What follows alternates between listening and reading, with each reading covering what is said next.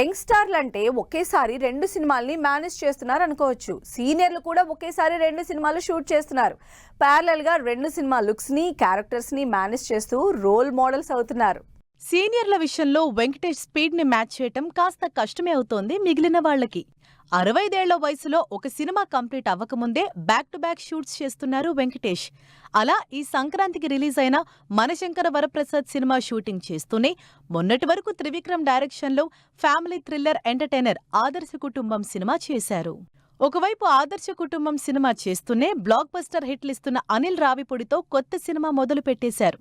కళ్యాణ్ రామ్ కాంబినేషన్లో అనిల్ రావిపూడి తెరకెక్కిస్తున్న ఈ cinema shooting ని కంటిన్యూ చేస్తున్నారు వెంకటేష్. ఒకవైపు అక్టోబర్లో రిలీజ్ అయ్యే సినిమాకి ఫైనల్ టచెస్ ఇస్తూ మరోవైపు సంక్రాంతి సినిమాని పరుగులు పెట్టిస్తున్నారు వెంకటేష్. నిజానికి వెంకటేష్ కంటే సినిమాల లైనప్ విషయంలో చిరంజీవిది ఫస్ట్ ప్లేస్. వరుసపెట్టి సినిమాలు అనౌన్స్ చేస్తూనే ఉన్న మెగాస్టార్ ఒకవైపు విశ్వంభర సినిమా చేస్తూనే మనశంకర వరప్రసాద్ సినిమాని మొదలుపెట్టారు. లుక్ వైజ్ పెద్దగా వేరియేషన్స్ లేకపోవడంతో విశ్వంభర, మనశంకర వరప్రసాద్ రెండింటినీ ప్యారలల్ గా చేసేశారు చిరంజీవి. ప్రస్తుతం బాబీ సినిమాతో బిజీగా ఉన్నారు మెగాస్టార్.